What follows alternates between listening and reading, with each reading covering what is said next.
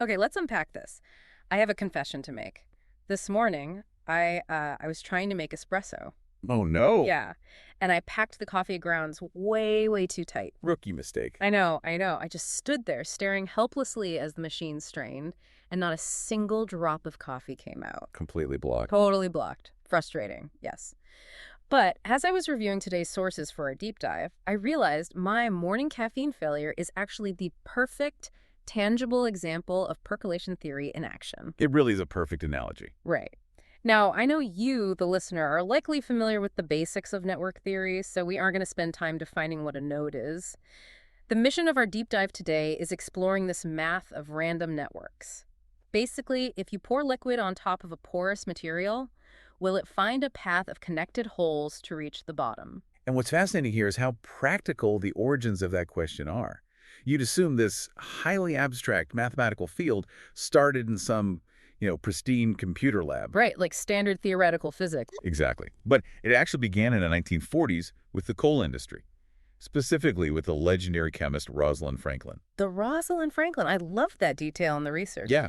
She was studying the density and porosity of coal to optimize filters for gas masks. So her work on physical sieves directly inspired the math. It did. By 1957, statisticians Simon Broadbent and John Hammersley took that inspiration to mathematically model how fluids move through a random maze of open or closed tunnels. Okay, but I want to make sure I'm grasping the two core models they establish. Is it fair to say bond percolation is like modeling road closures, while site percolation is like modeling whether the cities themselves are shut down? That's a really decent starting point, yeah. But to be precise, it's not just about what is shut down.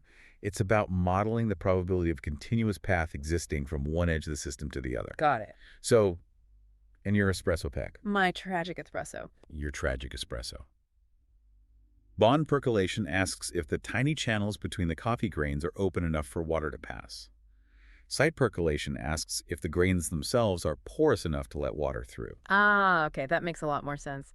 Finding the most efficient path through a complex, interconnected system is basically the holy grail, whether you're mapping physics or trying to scale a modern business, Oh, absolutely. which actually ties perfectly into today's sponsor.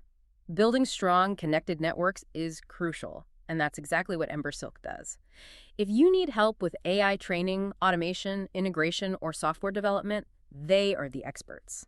Uncovering where agents could make the most impact for your business or personal life, check out embersilk.com for your AI needs. Navigating those complex networks is no joke. It really isn't. So jumping back into the math, here's where it gets really interesting to me. The sources highlight that when you add connections to a network, the connectivity doesn't just scale linearly. Exactly. And this is the most crucial concept in percolation theory, the critical threshold. The aha moment. Yes, the phase transition. It doesn't just gradually connect. As you randomly add open links to a network, the probability of a fluid or an idea or a signal making it all the way across stays stubbornly close to zero. So you just have these isolated islands of connectivity. Just islands. Until you hit a specific mathematical fraction, the moment you hit that critical threshold, those tiny clusters instantly and sharply merge into one giant spanning cluster. For a 2D square lattice, that magical tipping point is mathematically proven to be exactly 50%. It's literally like flipping a switch. Exactly like flipping a switch. So what does this all mean for us today? Because I saw hepatitis B heavily featured in the virology papers we reviewed. How exactly are biophysicists applying a 1950s mathematical network theory to biological viruses? This is where the science gets incredibly optimistic. A virus like hepatitis B has a protein shell called a capsid. Which is essentially a complex geometric lattice. Precisely. Scientists are applying site percolation to this lattice. Because they understand the math of the critical threshold, they aren't just blindly attacking the virus. They are calculating the precise fragmentation threshold of that specific shell. So they are basically treating the viral shell like a microscopic game of molecular Jenga. That is a perfect analogy.